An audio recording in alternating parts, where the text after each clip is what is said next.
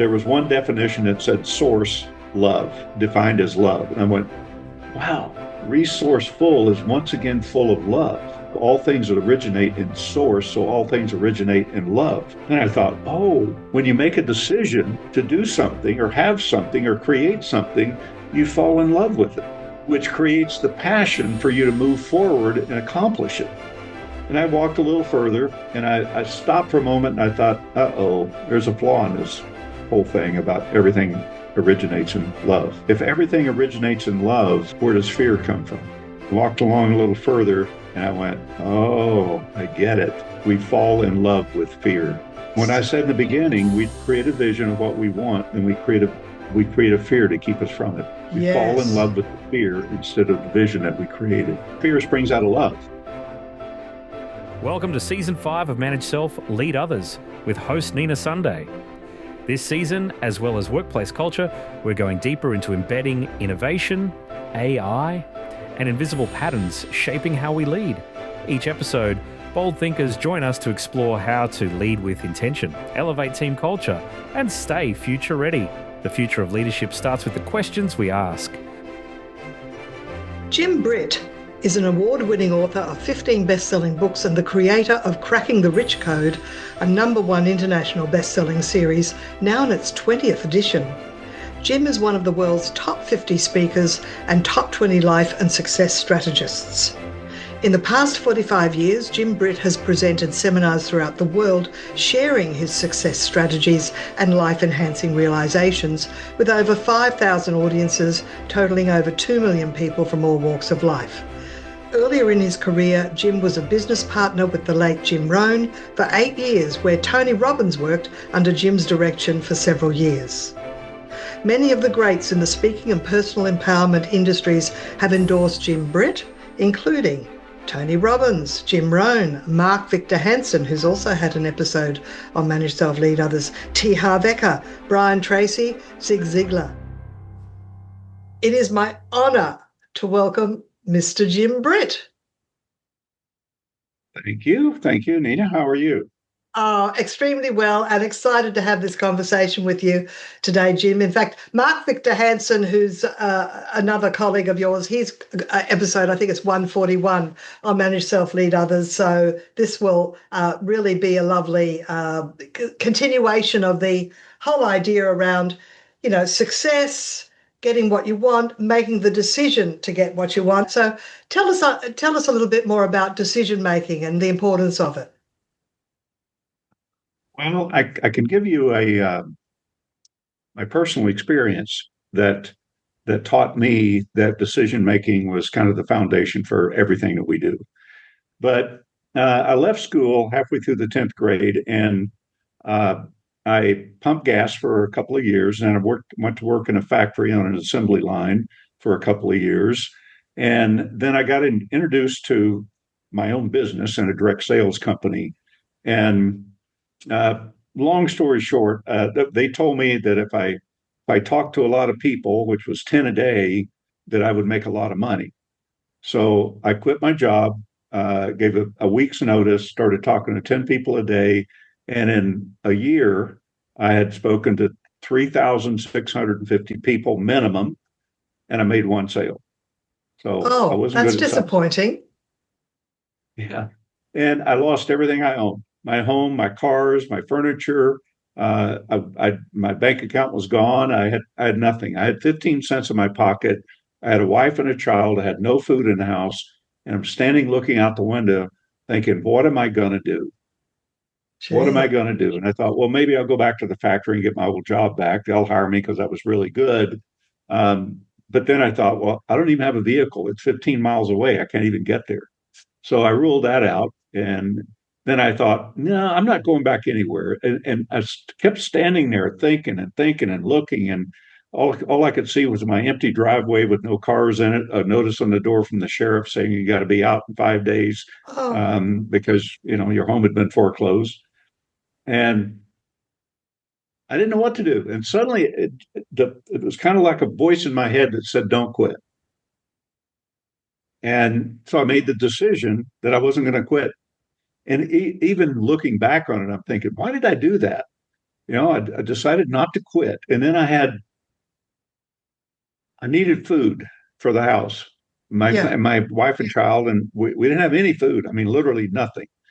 And so I picked up a 5 gallon container of carpet shampoo, which was one of the products I was selling, and carried it 3 miles in the heat in the middle of the summer to the one client that I'd sold, who was a friend of mine, and or kind of a colleague, not a close friend, but I worked for him during the summer doing various things. And basically they bought the 5 gallons, which was about $20. So I was happy about that. And then he and his brother offered me an opportunity that we don't have time to go into the details of it, but that opportunity presented me with $300 a week, which is more than I'd ever earned in my life, a vehicle to drive, a 3 bedroom furnished apartment, and an opportunity that in the next 12 months, I earned over $500,000 from that one client. And when I got back home 2 hours later, driving a vehicle that they had let me use until they ordered a new one for me, um, and my wife was certainly excited. I had all of these things that we needed: a place to live, a car to drive, and all of this. And then there was a knock on the door about 15 minutes after I got back home, and it was somebody from the direct sales company. He sat with me for 2 hours and taught me what I was doing wrong and what I needed to be doing. And I started implementing that in the evenings. And in the next 12 months, that direct sales company earned me almost $500,000 the next 12 months. So I went from 15 cents in my pocket to a millionaire in 1 year. And back then, $1 million was a lot of money. That'd be like Yeah. making million It's a now. lot now So, too. yeah, yeah. So it taught me a valuable lesson. If you don't quit, now some things just don't work and you quit. Some things you stay too long. But I saw other people being successful in the business. So I knew it worked. Right. I just knew I wasn't, maybe I thought maybe I'm not talking to enough people. I mean, I don't think anybody in the company ever talked to that many people. So it taught me a valuable lesson that, if you make the decision to do something and nothing less than that will do, eventually, whatever shows up, time, fate, circumstances, the right person, whatever that says, hey, we might as well give it to Jim. He's not going to quit anyway. And I don't write it down. I don't create a vision board for it. I don't do any of those things. I just make decisions and get on with it, because how you can be effective is in today, not tomorrow. One of my sons is starting a new business, and he was waiting on something. And I said, well, let's wait a minute. I said, what? He said, I have nothing to do today. And I said, just wait a minute. What can you do today? Anything that you can do today that's going to move you toward what you want to accomplish. He said, well, I don't know. I said, well, let's think about it for a minute. He thought about it for a little bit, and he goes, well, I could get my artwork done for this. I said, okay, do that. He said, but I don't have the product to go in it yet. I said, doesn't matter. Create the artwork, create the packaging, take action today. There's always something that you could do. We make the decision in our conscious mind. What we have to be careful of is our subconscious, the Yes. self-talk, Yeah. Oh, because, yeah. People create visions of what they want to accomplish. They set a goal, they make a decision, and then they turn around and create a fear to keep them from it. And there's a reason for that. I know where it comes from. What causes that? Tell us. Self-talk. Well, That's such a big thing. I teach that in my presentation classes. Don't let self-talk hold you back. where the self-talk comes from is what makes us different as humans. Why did they say they're going to do something and then Yeah. create that fear from it, or just they don't even know they're creating the fear? So I thought, what does a child want during the first 6 years of life? There's all kinds of things that children go through during that first 6 years, but basically what happens is we all develop in the first 6 years of life, a core belief that we have about ourselves and about life that we don't know we have. And we carry that Right. right in.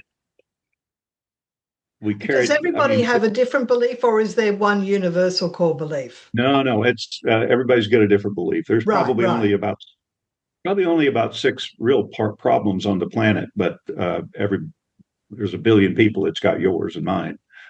So it's it's What's a couple of those beliefs? What's one or two?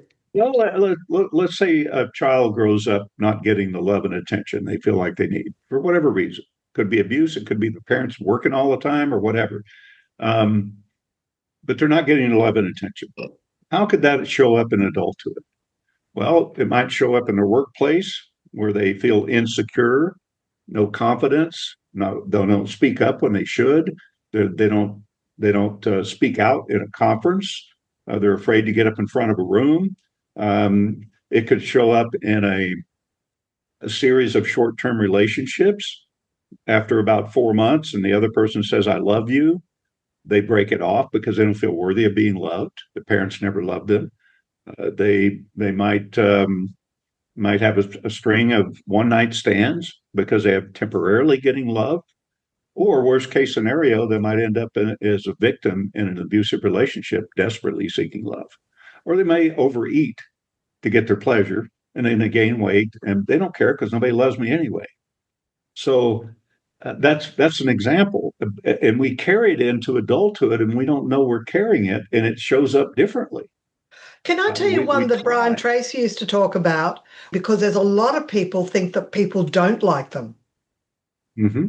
And that's a Absolutely. fear for public speaking because they're afraid that if they stand up because people don't like them, they're not going to be liked. They're going to be judged. Well, if you think about public speakers or people wanting to speak and afraid, can you believe that your DNA has some of your parents' DNA in you?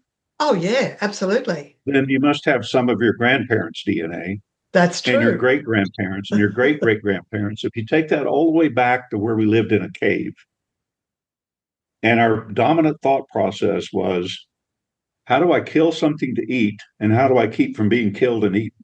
Exactly. We were So, totally on the alert for predators. yeah, exactly. And when you get in front of an audience, you look at that audience as a predator. You're getting killed and eaten, not physically, but that's a fear that comes up. And they think, and if they are raised like nobody loves me, and they feel that too, they're going to get in front of an audience and with low self-esteem and afraid. And of course, there's two needs that we have when we get in front of an audience: the need for approval, the Yes. need to be in control. Aha. It's what speakers think of when they get in front of an. I might consciously think it, but some of them do. I need to Right. I need to win over my audience. I need to be in control of this audience. Well, here's the problem: when you need approval, you don't get it. When you need control, you're out of control. It's the So paradox, isn't it? when you let go of the need for approval, you get it. When Mm. you let go of the need for control, you're in control because you're yourself. You see people they're themselves and casual around, talking to people and having fun or whatever. They're themselves, and then they hop on stage and they feel like they have to do something more, and they get up and go, "Good morning," and the crowd says, "Good morning." Well, I didn't hear you. That's not loud enough. And it's not about the crowd; it's about them. Yeah, They're scared true. to death. So, Yeah. but when you let go, you're in control. My wife's always saying, "Doesn't anything ever upset you?" And I'm saying, "No." I said, "If I can't control it, if I can't do anything about it, I'm not going to give it any energy, because why would I? Now, if I can do something about it, if I'm angry about it, let go of my anger and do something. Don't go do something while you're angry, because that doesn't take you anywhere either, because No, that's a exactly. controlling issue.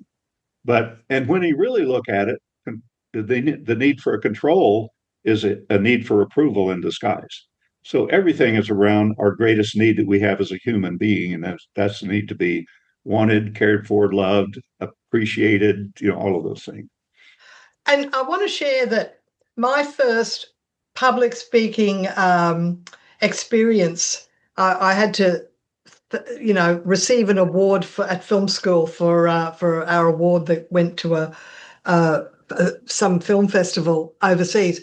And I stood up as the director of the film and thanked everybody. And I spoke a million miles an hour. And I knew I was out of control and couldn't stop. And afterwards, I thought about that and I went, never again. I didn't rehearse. I didn't really plan. I was relying on ad lib, but really I was so nervous it didn't come across. So I've learned a few things from a poor first experience and I didn't let that stop me. Yes. So that's the lesson there, Jim, is don't let a never again experience lead you to decide to never do it again. Just get better at it. Yeah.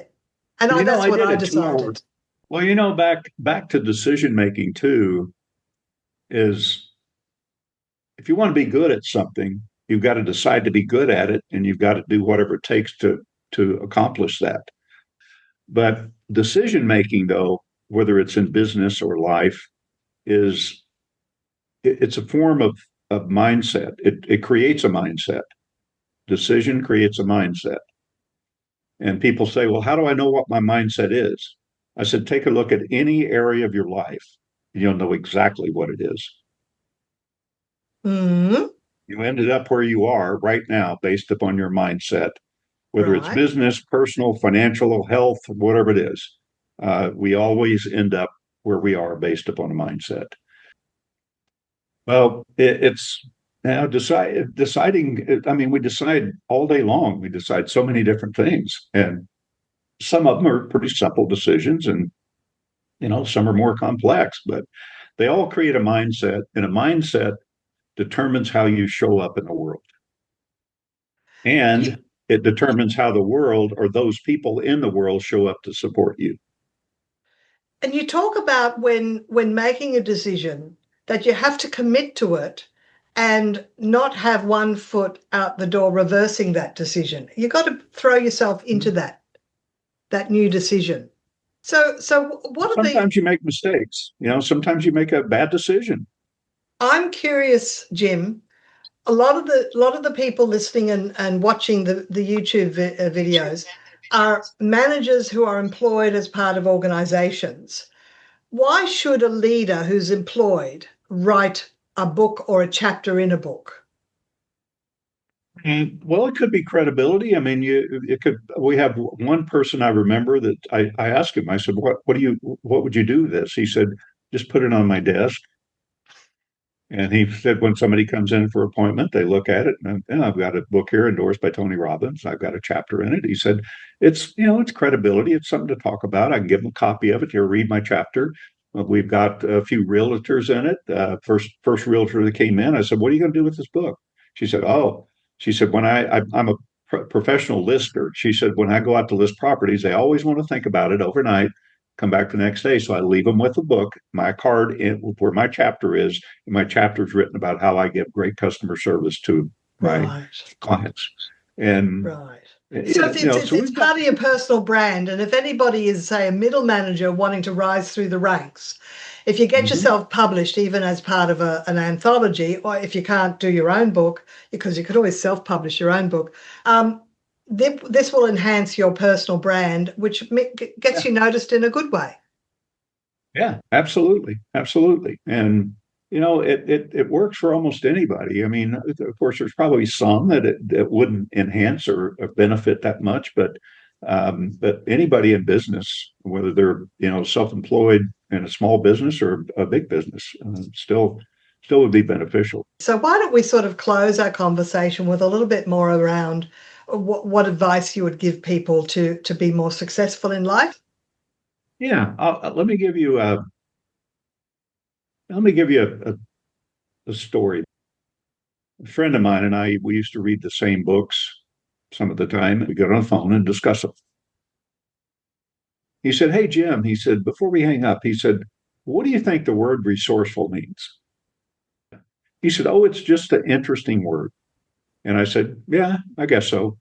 And that was it. We hung up.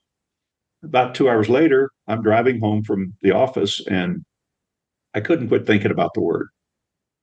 What does it mean? So I go pick up the dictionary and I look it up. And resourceful is defined as full of source.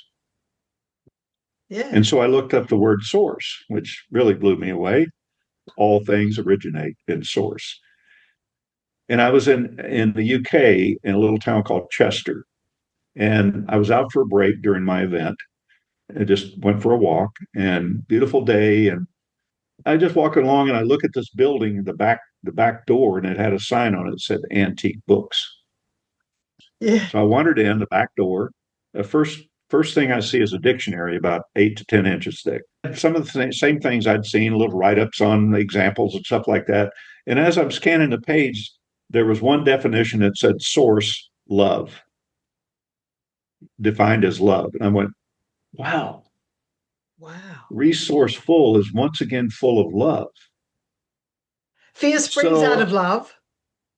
Yeah, it's created in love. All things are created in love. So you fall in love with the fear. Instead of your vision. And the fear keeps you away from your vision. So you basically fell in love with fear. Jim, it's wonderful speaking with you today. And I'm glad we had the time to just, hang out and get some stories. So if people want to work with you, how do they do that? If you'd like to have a chapter in Cracking the Rich Code, you can email me directly at jimbritt@jimbritt.com. I work with a few people coaching, but only take on 4 clients, and I have a waiting list. I just took on one 2 days ago. So when somebody drops off, I have an opening, and I go out and speak if anybody's looking for a speaker. So that's great. Yeah, Jim Britt. Go to jimbritt.com, find out more about Jim Britt. Go to Amazon and get one of the Cracking the Rich Code. It's been fun. Thank you very much for having me.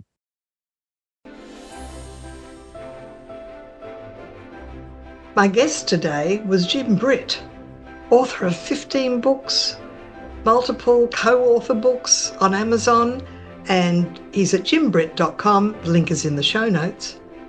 My name is Nina Sunday, and this is the Manage Self Lead Others show. You can listen on all the major podcast apps and watch the video on Spotify and YouTube. And if you are enjoying the show, you can support it by leaving a 5-star review. And on Apple Podcasts, that's the only place you can leave a review. Just scroll past the episodes to ratings and reviews and tap 5 stars. And that simple act helps other leaders discover the show. Until next time, stay curious. Do whatever it takes to follow your dream. All the best.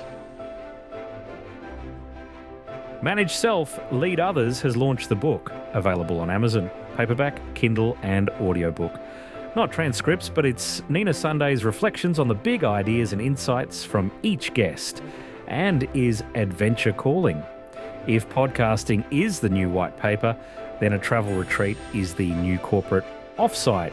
Short retreats in exotic locations are launching this year, so head to ninasunday.com to express your interest and be part of this learning meets travel chapter for leaders, people managers and entrepreneurs. Plus, looking for a conference speaker or workshop facilitator to up-level your team in Australia or anywhere in the world? Visit brainpowertraining.com.au or ninasunday.com. Until you tune in next time,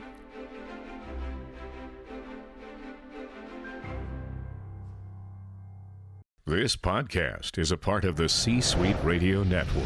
For more top business podcasts, visit c-suiteradio.com.